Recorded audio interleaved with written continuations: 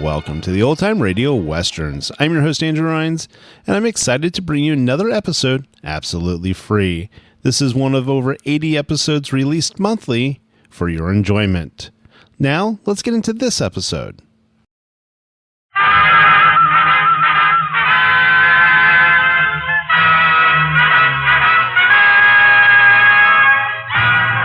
Tales of the Texas Rangers, starring Joel McRae as Ranger Jace Pearson. Another authentic reenactment of a case transcribed from the files of the Texas Rangers.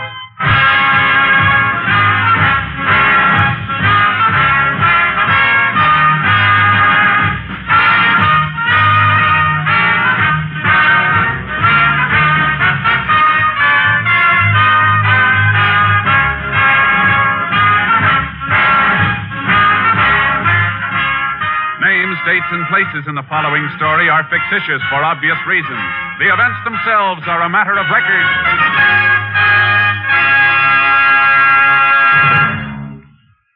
Music means all things to all people. Music is relaxation, adventure, Elysian fields of dreams come true. And at this joyous holiday time, music is Christmas. We of NBC feel proud of our Monday evening lineup of truly fine music programs. Tomorrow means more fine music on NBC with the Railroad Hour featuring Gordon MacRae and Lucille Norman in The Happy Prince, a special Christmas Eve production to add to your listening pleasure. Also tomorrow, there's The Voice of Firestone with guest Eleanor Steber. Later, there's the Telephone Hour with guest soloist Blanche Thiebaum. And tomorrow, enjoy the Christmas program of the Mario Lanza Show with Mario Lanza, lovely Giselle McKenzie, and Ray Sinatra's orchestra. Yes, Monday is your invitation to music over most NBC stations. Make a program note to hear the Railroad Hour, the Voice of Firestone, the Telephone Hour, and the Mario Lanza Show tomorrow. Monday means music on NBC. Hear it on this station.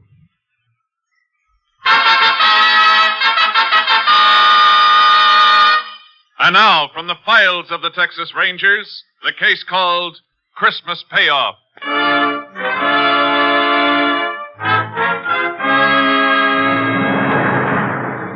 It is 4 p.m. on the afternoon of December 25th, 1940, in the small West Texas town of Rockfield.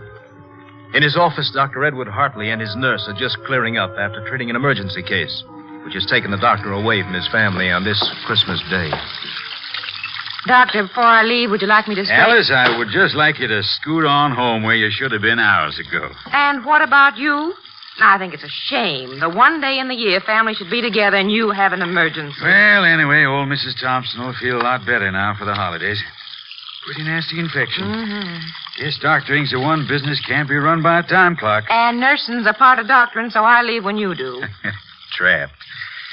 Sure would have loved to spend the whole day with the youngsters, though. No, they probably won't even let you back in the house. Well, Christmas got them so excited I don't think they even know I'm gone. Oh, by the way, you sure you won't have supper with us? I'd love to, Doctor, but... Oh, no. Huh? What's the matter? Doctor, you come over the window for a minute? Not another patient. I think so. Well, guess the Christmas tree can wait a little longer. Who is it? I don't know. Here, look. That man just getting out of the car. I don't recognize him. That arm must be in pretty bad shape. Bandage clear to the elbow. And why didn't he come in 2 hours ago? Huh?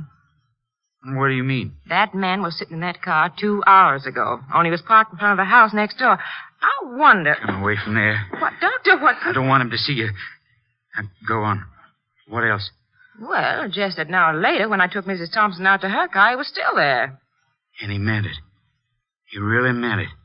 Doctor, what is it?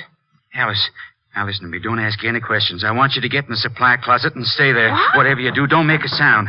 No matter what happens out here, don't give yourself away. You understand me? Your life depends on it. What is it? Why don't we call the sheriff? I'm going to. Hurry into the closet. Now remember, not a sound. I should have known it'd come. I didn't know when. Come on. Operator, this is Doc Hartley. Listen carefully. I have to speak quietly. Get the sheriff to my office as quick as you can, and don't call back. Just get him out here. can't stall any longer. Come in. Just a minute. Here goes.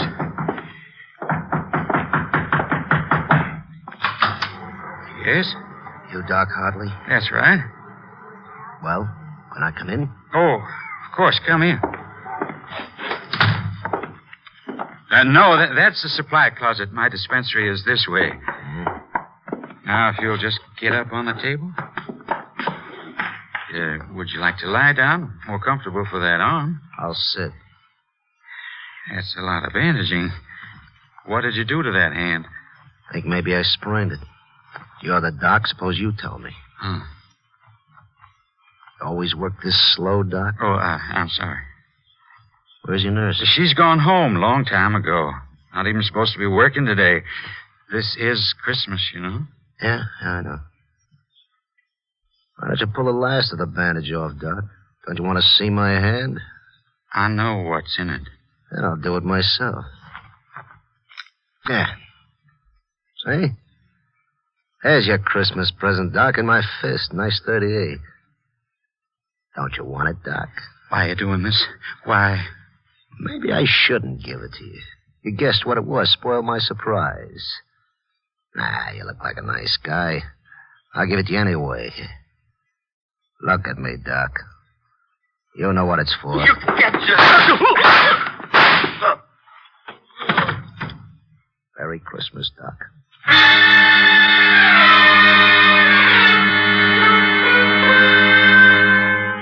Sheriff Lon McGill, on arriving at the scene of the crime, found Dr. Hartley dead and Nurse Alice Leonard in a state of physical collapse. He immediately asked for the help of the Texas Rangers. Ranger Jace Pearson was assigned, joining the sheriff at the doctor's office a short while later. Photographer will be out of your way in a minute, Jace. The nurse I told you about is in the other room. Maybe you want to talk to her first. Yeah, thanks, Sheriff. She's still as bad off as she was? Oh, she's some better now. It's a rough thing for a woman to have to go through. Yeah, plenty rough. In here, Jace. Alice. Alice, this is Ranger Pearson. It's Alice Leonard, Jace. Been Doc Hartley's nurse for 6 years. Howdy, ma'am. I'm sorry. I just can't seem to get a hold of myself. But it was so horrible. It was horrible. I know how you must feel, ma'am, but you'll be helping a lot by answering a few questions. I tried. Fine. Sheriff here has given me what you told him, so I won't put you through that again. Just want to clear up a few things. You know of anyone who might have wanted Doc dead? Oh, what sort of person would want that? Doctor was a wonderful man. Never had an enemy in his life. Sheriff, he'll tell you that. That's right, Jace. Doc was a real popular man in this town. I never heard a word against him. Friend didn't put him where he is now, Sheriff. Ma'am, you say you saw the killer's face? Yes, through the keyhole. You think you'd recognize him if you saw him again? Yes, I'm sure I would. Good. Now, from their conversation, would you say the doctor knew this man? No.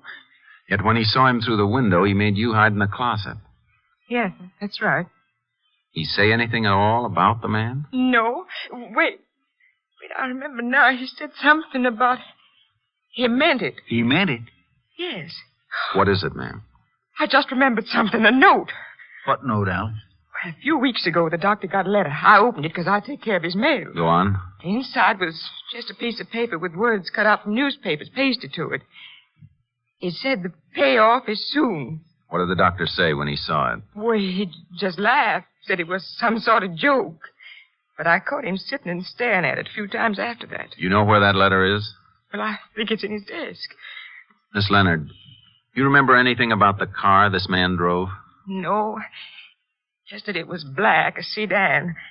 Oh, and the front fender had a big dent in it. I remember I could see it from the office window. I think that'll do for now, ma'am. You go home and try and get some rest. Tell the deputy I said to drive you home, Alice. I will. I hope you find the man who did this. I hope you find him. Oh, poor woman. She was mighty fond of the doc, Jace. Must have spent some bad minutes in that closet. Yeah, the doc had a couple of bad minutes, too, Sheriff. The photographer must be finished in there by now. Let's take a look. Nothing's been touched in there, Jace. Everything's just the way we found it. Thought you'd want it that way. Thanks, Sheriff. Let's have a look at the doc. I'll just whip the sheet off him here. He shot at close range, all right. Powder burns. The angle of the shot seemed to bear out the nurse's story. Ballistics will fill us in later. Let's have a look at this desk. Okay, Jace? Well, there's not much on this side, Jace. What's the matter? Drawer full of Christmas candies. That'll be a nice Christmas for those poor kids. Hey, wait a minute, Jace. I think this is what you want. And that's it.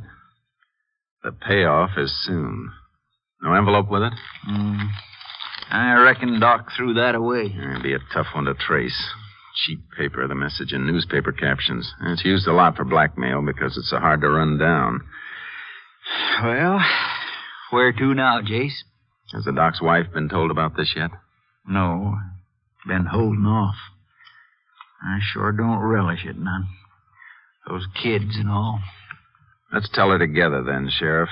It's a little easier that way. Thanks, Jace. Anything more we can do here? No, but before we go, I want to check on that black sedan with a smashed front fender. See if it's on the stolen car list. Sure thing. If you can spare a couple of deputies, Sheriff, I'd like them to do a house-to-house on this street. Maybe somebody else got a look at that car or the killer. It's a good idea, Jace. There's not much to go on, is there? There's enough. They always leave enough. And this is one killer I want, Sheriff. I want him bad.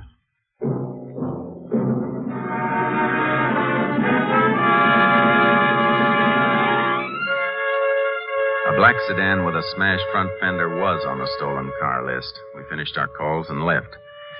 15 minutes later, we stood in front of a large, neat house on a well-kept street. Staring at the front door, Dr Hartley would never open again. Through the parlor window, we could see 3 laughing kids and proud grandparents around a Christmas tree. It was a rough doorbell to ring. Darling, I thought you'd never... Oh, I'm sorry. I was expecting my husband. Oh, Sheriff McGill. Howdy, Miss Hartley. Can we come in? Oh, why, of course. Please do. I imagine you want to see Ed. I'm sorry he had an emergency, but if you like, I can... Mrs. Hartley, this is Ranger Pearson. Howdy, ma'am. Hello, Ranger. Pleased to meet you. Ma'am, can we speak to you privately? I mean, in another room, away from them. Of course. Come in here.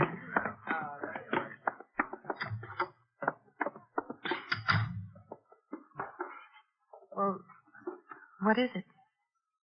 Ma'am, it's best to say it quickly. Your husband, he's been killed. Oh, no. Here, you better sit down, Miss Hartley. I'm sorry, ma'am. How did it happen? He was shot, ma'am, by a man who came in asking for treatment. I want to find that man, Mrs. Hartley. I know how you feel at a time like this, but if you could answer a few questions, it'd help. I'll try. Has anyone threatened your husband that you know of? Did he seem worried lately? No. Did anyone call him today beside the woman he went to treat? Just a man. What man? A little past noon, the phone rang. Some man asked for my husband. I told him he was at the office on an emergency, and he just hung up. You recognize the voice, Mrs. Hartley? No. Just one more question, ma'am. Do you know of anyone who had a grudge against the doctor who'd have wanted this to happen? No. Nobody. Nobody except... Except who? Oh, I was thinking of that man, the one he sent to prison. Sent to prison, ma'am? I think I can explain that, Jace. You mean that Nixon thing, Miss Hartley? Yes. Well, it happened a couple of years back, Jace. A fellow named Al Nixon robbed the payroll of a gas cracking plant about 40 miles from here. Shot during the getaway, though. Came through here and forced Doc Hartley to treat him at gunpoint. You know what kind of stretch they gave him, Sheriff? No, I don't remember. You see, that was before I was sheriff. I was living at the other end of the county then. Well, anyway, seems Doc somehow sneaked a phone call while he was treating Nixon, and the police got him. Isn't that right, Miss Hartley? Yes. They sent him to Huntsville. Mrs. Hartley, I'm sorry to put you through this. We're going to leave now. Is there anything we can do for you? Nothing. There's nothing anyone can do. How will I tell the children?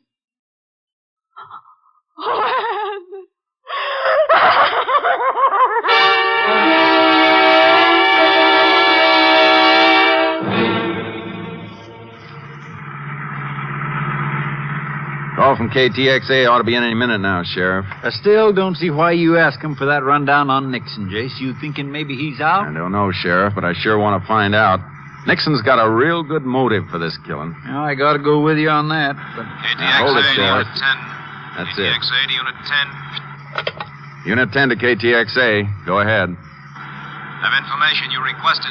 Al Nixon, sentenced life term, Huntsville Penitentiary, December 1937. Money from gas cracking plant payroll never recovered. 10-4. Unit 10 clear. KTXA Austin. Well, that kind of kills that, don't it, Jace? Man with the best motive of all is serving life at Huntsville. It's still too good to pass by, Sheriff. What do you mean? Look, Nixon may be in Huntsville for life, but that doesn't change his motive. It's still good.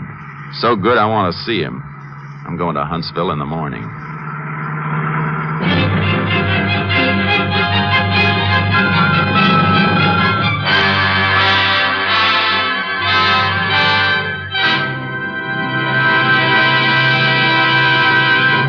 In a moment, we will continue with Tales of the Texas Rangers, starring Joel McCrea as Ranger Jace Pearson.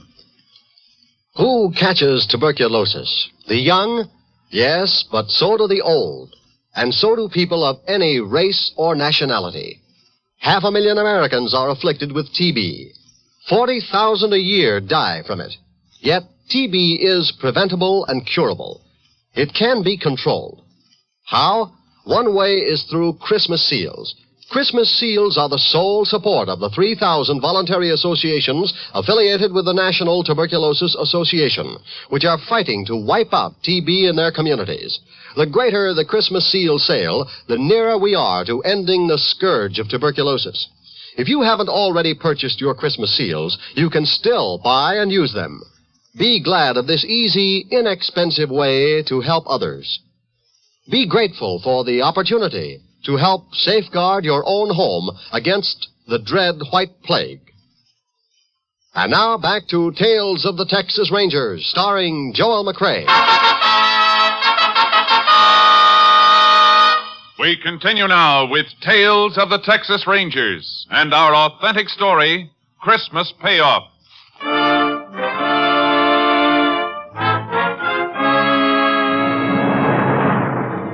Next morning, I left Nurse Alice Leonard with the sheriff to begin the long job of trying to pick a killer's picture out of the gallery.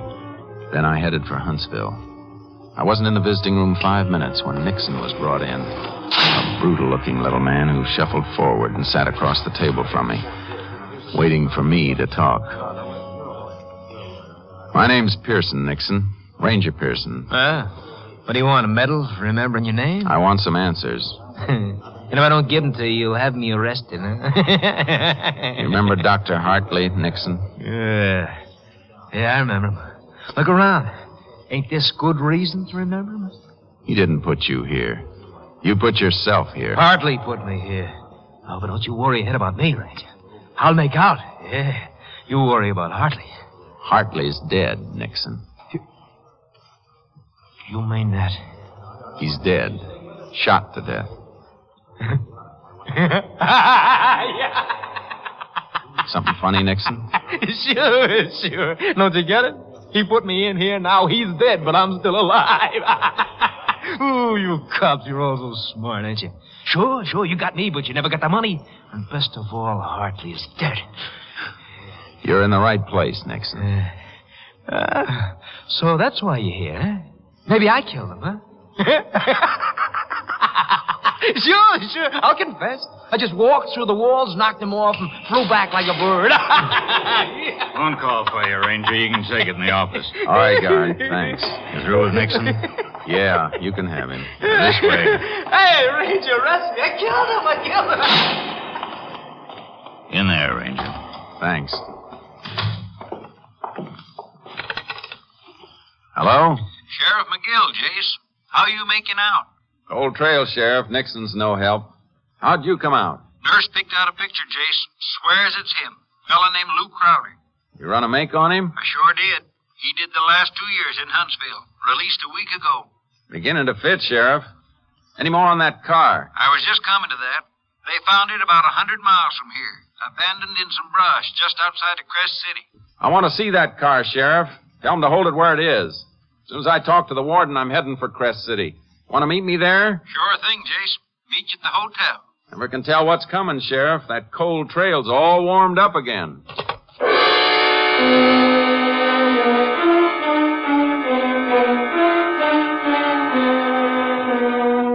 I had my talk with the warden and then met the sheriff in Crest City.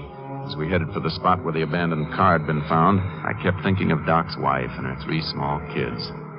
I was getting closer to a killer, and I liked it. Oh, I don't know, Jason. No matter how I figure it, there's always a couple of loose ends. Well, then try this, Sheriff.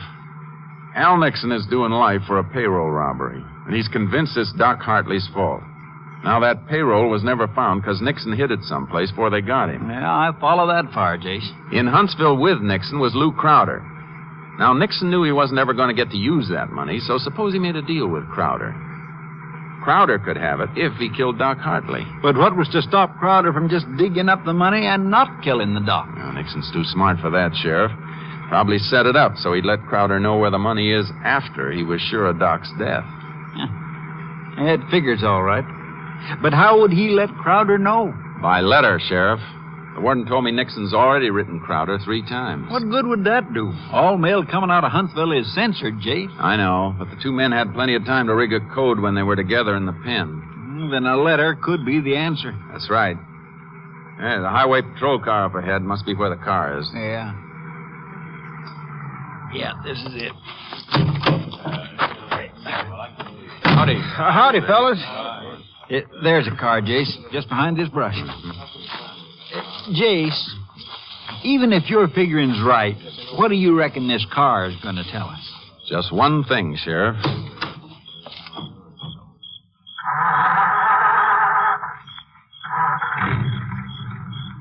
That's it. I don't get it, Jace. You will. Look, would Crowder want to hang around a town he'd killed a man in? No, reckon not. But if he's expecting a letter from Nixon, he's got a light someplace to get it. What are you driving at? Put this together. This car's still in running order. Crowder didn't have to leave it. That makes Crest City a pretty good bet for the place the letter's going to be picked up. But what if Crowder's already picked the letter up? It's not likely. Nixon didn't even know about the killing till I told him today. He'd want to be sure before he paid off. What if Nixon double-crosses Crowder? Suppose he don't send the letter telling where the money is. He'll send it, Sheriff. I got a good look at Nixon's face when I told him Doc was dead. He'll send it.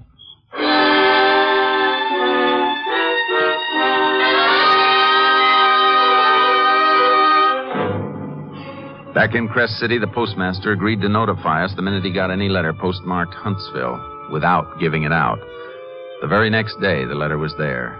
A man had come in for it, but was told it hadn't arrived. The postmaster noticed the man was driving a car with a horse trailer attached. I got my horse trailer, and we set the trap in the post office the next morning. That's Crowder, all right, Jace. He got the letter. Shall we take him? No. Hold it, Sheriff. What's the matter? I don't want to take a chance. He's probably armed. Some of these people may get hurt. Well, what are you going to do? Give him a lead and tail him. All right, let's move up the front door and see where he goes. I've been expecting a kettle if you want. He just got in that car, Jace. Yeah. The one with the trailer. He's pulling out. Come on. You reckon he'll head straight for that money? Yeah, there's no doubt about it. He's not pulling that horse trailer for nothing. He must be heading someplace he can't use a car. It's all right with me. We'll get him, Sheriff. Wherever he goes, we'll get him.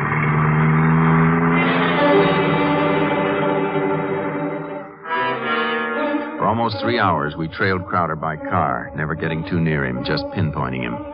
When the country got rough, he left his car and switched to the horse he'd been pulling. So did we. We gave him a bigger lead and just followed his tracks. Awful rough climb, Jace. You sure we're following him? I don't see any tracks. I'm following him all right, Sheriff. Didn't you just see that turned rock, moist on one side? A hoof did that. Beats me how you spot him. Hold it, Sheriff. Oh. It's a drop-off just ahead. I want to look.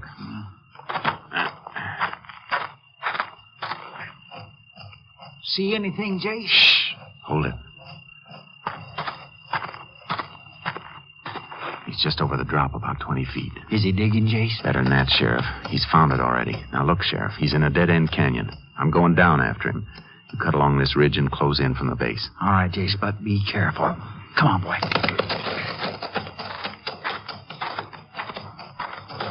Crowder! Get your hands up. You'll never take me, copper! That's a warning, Crowder.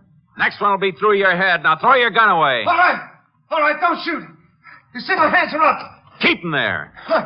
Look, Ranger, there's $30,000 here. I'll make a deal with you. Take half the money.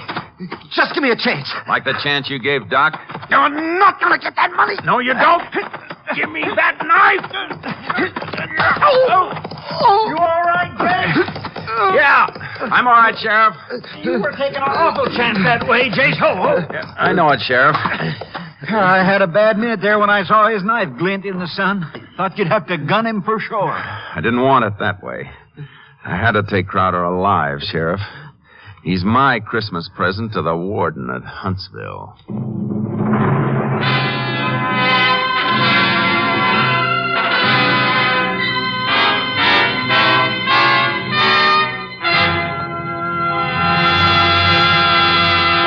In just a moment, we will tell you the results of the case you have just heard. With Christmas just around the corner, we at NBC hope that you all will have a joyful, happy holiday season. With the program scheduled on the NBC Radio Network, we will try to add to your listening pleasure as you relax and tune for your favorite entertainers. Special programs are planned by all of our NBC shows, and we know that you will want to hear as many of them as you possibly can. To put it in musical form, here is a holiday wish from the NBC Chimes. Happy holiday, happy listening, happy holiday, happy listening. NBC wishes you a season of good cheer, a merry, merry Christmas and a happier New Year. Happy holiday, happy listening, happy holiday, happy listening. Yes, from all of us at NBC to all of you throughout the country comes this sincere, hearty wish for a Merry Christmas.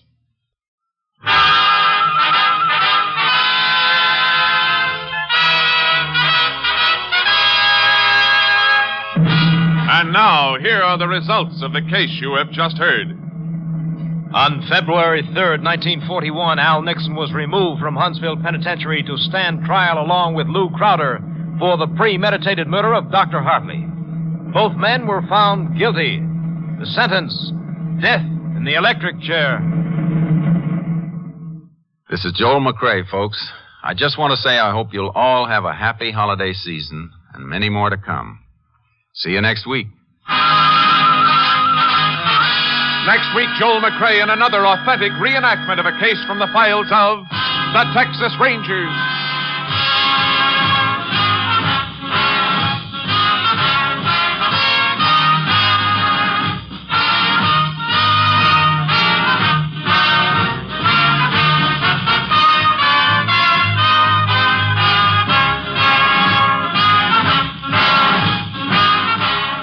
The cast included Tony Barrett, Lillian Bayeb, Whitfield Connor, Lou Krugman, Michael Ann Barrett, and Parley Bear. Technical advisor was Captain M.T. Lone Wolf Gonzalez of the Texas Rangers. This story was transcribed and adapted by Anthony Barrett, and the program was produced and directed by Stacy Keach. Hal Gipney speaking.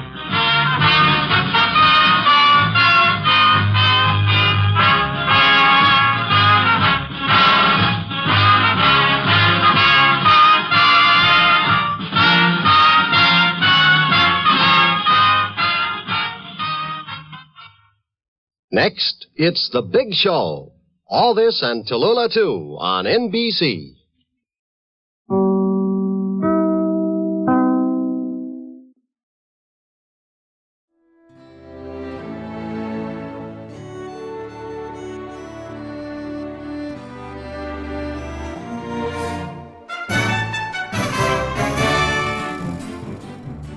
This has been a presentation of OTRWesterns.com, and we hope you enjoyed. Please take some time to like and rate this episode within your favorite podcast application.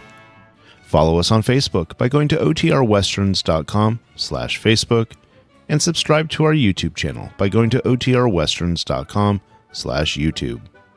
Become one of our ranch hands and unlock some exclusive content.